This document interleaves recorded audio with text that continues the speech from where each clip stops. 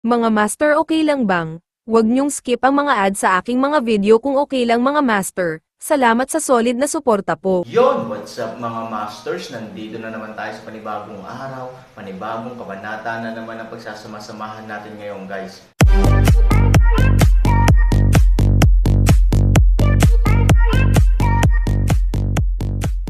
Bali mga masters, kung bago ka pa lang po sa aking YouTube channel, please click the subscribe button, lalong-lalo na po yung notification bell guys, para maging connected pa rin tayo sa isa't isa at maging updated kayo sa mga susunod ko pang video. Bali mga masters, bago natin umpisahan ng kwento ay mag-shoutout po muna tayo para sa mga solid nating tagapakinig. Shoutout kay Felchay at shoutout kay Mario Francisco. Yun na nga mga masters, no? Bali hindi na ito patagalin. In 3, 2, 1, let's go! Ito ang orihinal na plano ni Han Sanchen. Gamit ang weapon soul cover ng Shangguan family, nakita ni Han Sanchen ang tamang dahilan para biglang mawala sa harap ng maraming tao. Sa makatuwid, ang kaluluwa ng sandata ay nasa plano ni Han Sanchen mula pa noong una. Kung tutuusin, alam na alam ni Han Sanchen na habang papalapit siya sa lungsod ng nasusunog na mga buto, nangangahulugan ito na mas lumala ang kanyang panganib. Siyempre, maaaring gumamit si Han Sanchen ng walang pinipiling offensive na sandata tulad ng Pangu-Axe, kaunting pagpapabuti ay isang punto. Ang mga ito ay mabuti lamang para sa iyo at walang pinsala. Okay, kahit nalilito si Shangguan Qingyan, masunurin pa rin siyang tumango.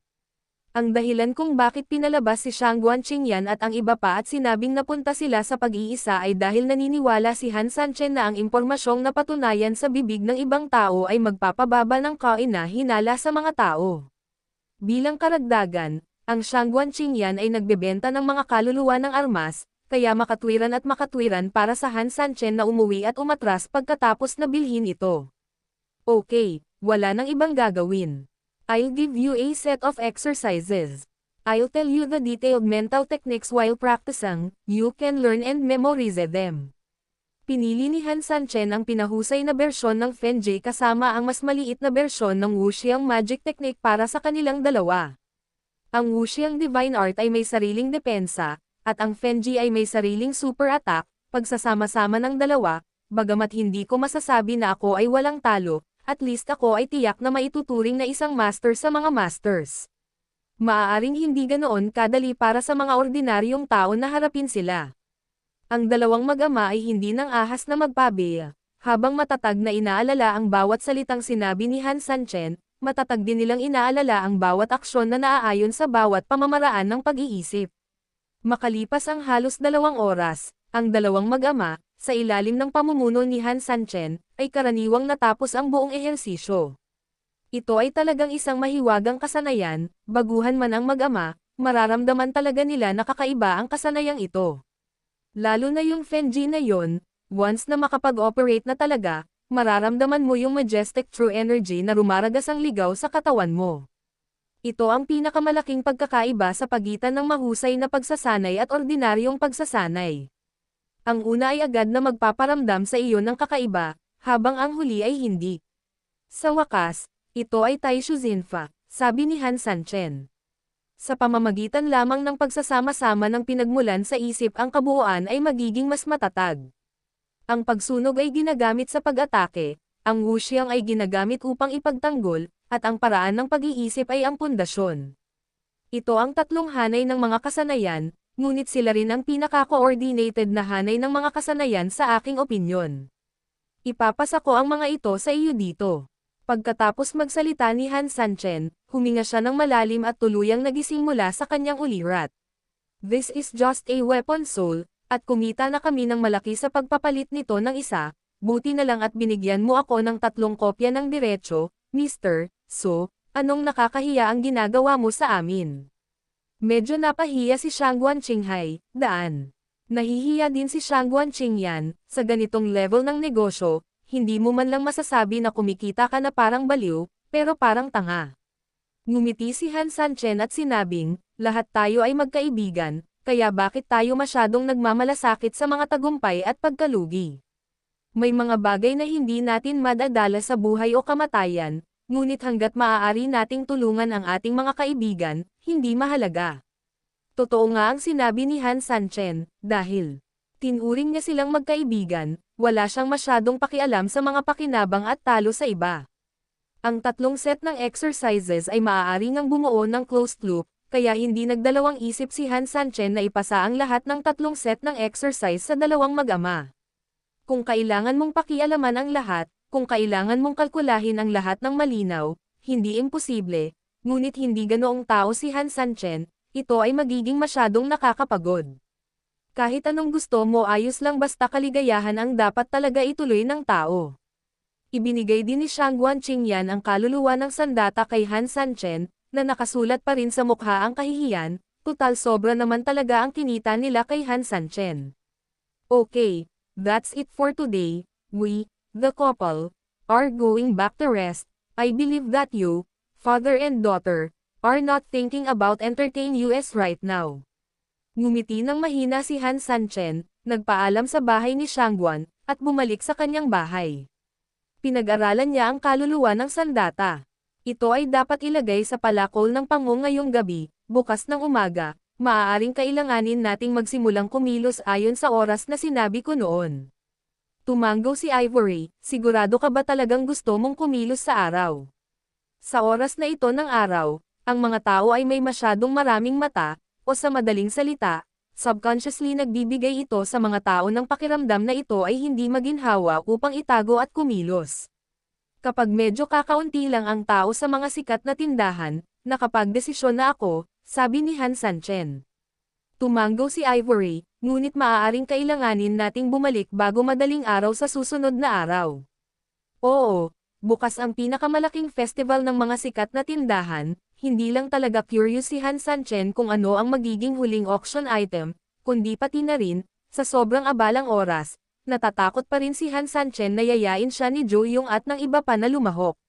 Sa oras na iyon, nang pumasok ako sa silid sa likod at nakita kong wala ako at ang iba pa, ito ay isang paghahayag. So, wala na talagang oras. Magpahinga ka muna, at mag-iisip ako ng paraan para guluhin ang kaluluwang ito. Utos ni Han Sanchen at sinimulan ang kanyang operasyon. Ang paggawa ng kaluluwa ng sandata ay talagang katulad ng pagpino ng kaluluwa ng espada, pareho nilang ina-activate ang armas sa maximum at pagkatapos ay ilagay ang kaluluwa dito. Ang kaluluwa ng armas ay medyo mas simple, pagkatapos ng lahat, kumpara sa kaluluwa ng espada, ito ay ganap na isang nilalang. Sa makatuwid, ito ay karaniwang magagawa na ilagay ito ng direkta sa panguaks. Sinubukan ito ni Han Sanchen, at sa totoo lang, nakaramdam siya ng kaunting kawalan. Dahil nalaman niyang ang paglalagay ng kaluluwa ng sandata sa palakol ng pango ay tila hindi nagdadala ng anumang pagbabago sa husay sa palakol ng pango. Buti na lang ang palakol ni pango ay nagsimulang magbuga ng mahinang berdeng ilaw, nakapakipakinabang, ngunit hindi gaanong. Gayunpaman, ito ay naaayon sa inaasahan ni Han Sanchen. Pagkatapos ng lahat, ang kaluluwa ng sandata mismo ay ang icing sa cake, hindi isang pansamantalang tulong, kaya talagang isang karangyan na asahan na magdadala ito ng maraming pagbabago sa husay. Matapos ang mga bagay na ito, nakatulog si Han Sanchen. Kinaumagahan, bumangon ang mag-asawa. Tahimik silang nangangapa sa labas, at gaya ng inaasahan ni Han Sanchen, karamihan sa mga tao ngayong umaga ay noong nagpapahinga ang mga sikat na tinderang ito na may mayayamang nightlife. Bisita man o katulong, halos lahat sila ay nahiga na sa kani-kanilang kwarto. Sa makatuwid, ito ay humantong sa katotohanan na ito ay halos desyerto sa labas ngayon. Ayon sa naunang impormasyong ibinigay ni Jo Young, ang mata ng pagbuo ay dapat na. Isang punto na hindi nagbabago sa buong panahon. Sa makatuwid, ang unang hinahanap ng mag-asawa ay dapat na ang puntong ito. Ngunit sa totoo lang, ito ay tiyak na hindi isang madaling gawain, tapos ang laki naman ng manor, kahit sa isang eksena, maaaring hindi pa ganap na nakita ni Han Sanchen ang lahat, sa kasong ito, dalawang eksena ang kailangang direktang ikumpara, kung ano ang mayroon sila ay mas mahirap na makamit. Ngunit walang paraan, gaano man kahirap, dapat mong kagatin ang bala at gawin ito. Espesyal ding inayos ng Han Sanchen ang isang ruta para sa layuning ito. Iyon ay upang subukang makita ang mga lugar na kahawig ng tubig. Bagaman gumagalaw ang daloy ng tubig, madalas na hindi nagbabago ang kulay nito sa apat na panahon, sa makatuwid, kung naghahanap ka ng isang bagay na hindi bababa sa malamang na magbago sa 4 na mga eksena, kung gayon malinaw na ang daloy ng tubig ay talagang ang pinakamalamang. Makalipas ang mahigit kalahating oras, hinanap ng mag-asawa ang halos lahat ng lugar gamit ang tubig. Ngunit sa kasamaang palad, ito ay karaniwang mahirap para sa Han Sanchen upang matukoy kung alin ang okay at kung alin ang may problema. Pagkatapos ng lahat, ito ay isang live na paghahambing, at ito ay hindi kasing simple ng paghahanap ng mga pagkakaiba sa pagitan ng dalawang larawan, walang reference na bagay. Ang pagsisikap na alamin kung aling mga lugar ang pareho batay sa mga nakaraang impresyon ay isang hanggal lamang. Sa madaling salita, ito ay isang bulag na pusa na sinusubukang pumatay ng isang daga, at ang lahat ay nakasalalay sa swerte. We must find the formation I point sooner or later before the moon comes out, otherwise, pag nalampasan natin ang liwanag ng buwan, hindi pa rin tayo makakapasok sa main body, sabi ni Ivory. Tumango si Han Sanchen. Totoo nga, limitado ang oras nila. Sa tingin mo baka tubig? Biglang sabi ni Ivory. Kung hindi tubig, ibig sabihin baka mas malaki ang goal natin at mas mataas ang kahirapan, sabi ni Han Sanchen. Siyempre hindi niya ibubukod ang iba pang mga posibilidad, ngunit sa loob ng kanyang puso ay pinakapayag niyang isa lang ang posibilidad na nasa harapan niya. Hindi nagsalita si Ivory. Bagamat may sariling iniisip siya, ayaw niyang sabihin iyon ngayon. Kung tutuusin, mas magdudulot lang ito ng gulo kay Han Sanchen. Kaya, sa halip na sabihin ito, subukang gawin ito sa iyong sariling paraan. Wala pang isang saglit, dumating si Ivory sa isang batong estatwa ng leon sa tapat, tinitigan niya ito ng matagal na hindi man lang lumilingon. Biglang parang may naisip si Ivory, nagmamadali siyang nagtaas ng ulo at sumigaw kay Han Sanchen, "Sanchen, halika rito dali." Nang marinig ang sigaw ni Ivory, hindi nang ahas si Han Sanchen na mag-antala at mabilis na tumakbo. Anong meron? Tumingin si Han Sanchen kay Ivory na may pagkalito. Palagi kong nararamdaman na kakaiba ang Stone Lion sa harap ko. Nang marinig ang kanyang mga salita, hindi maiwasan ni Han Sanchen na tingnan ito ng ilang beses, ngunit walang espesyal tungkol dito. Isa lang itong ordinaryong batong leon tulad ni En, at kahit ang pagkakagawa ay hindi ganoon kahusay. Tingnan mo. Ang mata ng leon na ito ay kulang ng isang maliit na piraso. Nakakainsulto talaga si Han Sanchen. Kung iiwan mo ang bagay na ito, iisipin mo pa na wala itong halaga, ito ay dapat pang ang ituring na isa sa mga pinakawalang kwentang dekorasyon na matagal nang nakita ni Han Sanchen sa isang sikat na tindahan. Pero hindi mo ba naiisip na kakaiba siya? Kanina pa niya ako sinisigawan, kakaiba at takot na sabi ni Ivory. Ngumiti. Nakasimangot si Han Sanchen, hindi ba halatang galit na galit? Wala naman sigurong galit, halatang nakangiti. Sa sandaling lumabas ang mga salitang ito, biglang nagkatinginan ng kakaiba sina Han Sanchen at Ivory. Ano ang ibig sabihin nito? Iba kaya ang poster ng leon sa magkaibang anggulo? Sa pag-iisip nito, sinubukan ni Han Sanchen na lumipat sa gilid ni Ivory at sinundan ang tingin nito, sigurado. Ang batong leon sa anggulong ito ay talagang nanunuya. Habang patuloy kang lumilipat sa gilid, ang ekspresyon ng leon ay unti-unting magbabago mula sa isang panunuya tungo sa isang chuckle, at sa huli ay isang marilag na ekspresyon. Hoy, napaka-magical ba nitong leon? Nakasimangot si Han Sanchen. Pagkatapos subukan ito ng ilang beses, siya ay 100% sigurado na ang batong leon na ito ay talagang may napakakawili-wili at kakaibang mga katangian. Maaari itong magmukhang hindi kapansin-pansin, ngunit maaari itong aktwal na makagawa ng iba't ibang hitsura depende sa iba't ibang mga anggulo.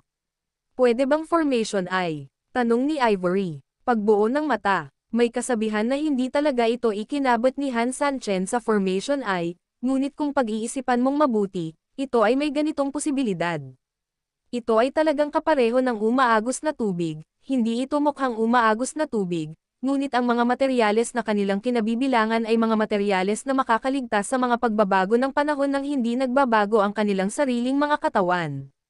So, possible ba talaga na formation ay yon?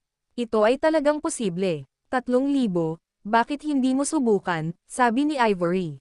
Kasi paglabas natin kahapon para mag-inspect ng environment, naalala ko na parang may pares ng Stone Lion dito kahapon, baka yung kahapon at ngayon ay pareho. At higit sa lahat, I remember Jo Yung said that because mali ang formation ay, it has certain flaws. Look at the eyes of this stone lion, parang may mali sa isa sa kanila. Oo, ito ang pinakakakaiba ni Han Sanchen. Para sa isang mayamang pamilya tulad ng Mingmen, ang isang batong leon, pabayaan ang isang batong langgam, ay dapat gawin gamit ang mahusay na pagkakagawa at mga katanji tanging materyales. Walang paraan, ang mga mayayaman ay pinapansin ang hitsura at aura.